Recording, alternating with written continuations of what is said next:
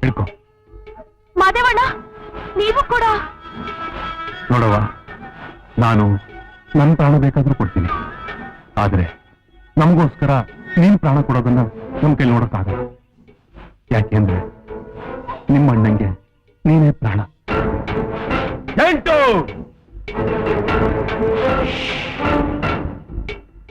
9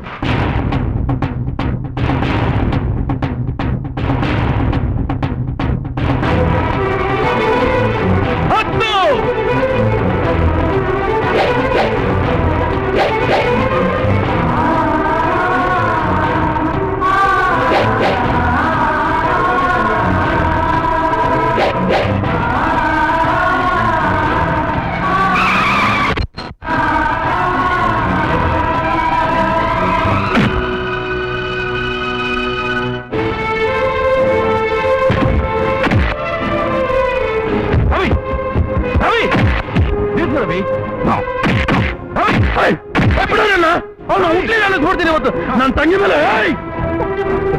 ನಿಮ್ಗೇನು ಆಗಲಿ ತಾನೆ? ಏನೂ ಆಗಿಲ್ಲ. ಏನವ ಸರ್ಸು, ನಿನ್ಗೆ ಯಾಕೆ ಬೇಕಿದಲ್ಲ? ನಿಮ್ಗೇನಾದ್ರು ಆಗ್ಬಿಟ್ಟಿದ್ರೆ ನೀನೇಕಪ್ಪ ಇಲ್ಲಿಗೆ ಬಂದೆ? ನಿಮ್ ಎದುರು ನಿಲ್ಲೋದಕ್ಕೆ ಈ ಊರಿನಲ್ಲಿರೋ ಗಂಡಸರ ಹಿಂಜರಿವಾಗ ಕೇವಲ ಒಂದು ಹುಡುಗಿ ನಿಮ್ಮನ್ನು ಎದುರಿಸಿ ನಿಂತಿದ್ದಾಳಂದ್ರೆ ಅವಳ ಧೈರ್ಯನೇ ಮೆಚ್ಚಲೇಬೇಕು. ಶಬಾಷ್. ಬಡವರನ್ನು ಯಾಮಾರಿಸಿ ಅವ್ರ ಹೊಟ್ಟೆ ಮೇಲೆ ಹೊಡೆದು ಸಂಪಾದನೆ ಮಾಡ್ತಿದ್ರಲ್ಲ, ಯಾರಿಗೋಸ್ಕರ? ನಿನ್ಗೋಸ್ಕರ ಕಣಪ್ಪ. ಭಾಸ್ಕರ, ಮಾತಾಡಿ ಹೊಡಿಯಪ್ಪ. ತಂದೆ ಅಂತ ಸುಮ್ಮನೆ ಬಿಡ್ತಾ ಇದ್ದೀನಿ, ದಯವಿಟ್ಟು ಹೊರಟೋಗಿ, ಹೊರಟೋಗಿ. ಊರ್ ಜನರಿಗೆ ನನಗೆ ಅವಮಾನ ಮಾಡ್ತೀಯ? You shut up. ಮನೆಗೆ ಬಾ, ವಿಚಾರಿಸ್ಕೊತೀನಿ.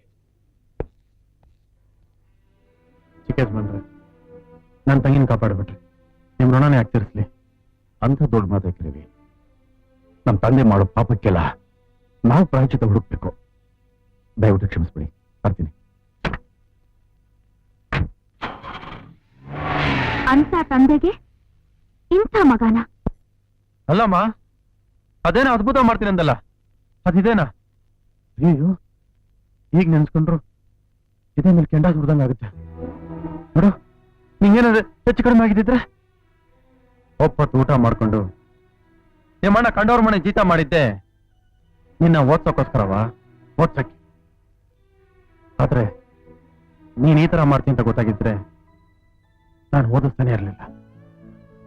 ಅದನ್ನೇ ನಾನು ಕೇಳ್ತಾ ಇರೋದು. ನನ್ನನ್ನು ಯಾಕಣ್ಣ ಓದಿಸ್ದೆ? ನೀನ್ ಓದ್ಬೇಕಾಗಿತ್ತು. ನೀನ್ ಓದಿದ್ರೆ ಇಲ್ಲಿ ನಡೀತಾರೋ ಅನ್ಯಾಯ ಎಲ್ಲ ನಿಂಗೆ ಗೊತ್ತಾಗಿರೋದು. ಆಗ ನೀನ್ ನನ್ನ ಜಾಗದಲ್ಲಿ ಇರ್ತಿದ್ದೆ, ಇವ್ರನ್ನೆಲ್ಲ ಬಡಿತಿದ್ದೆ.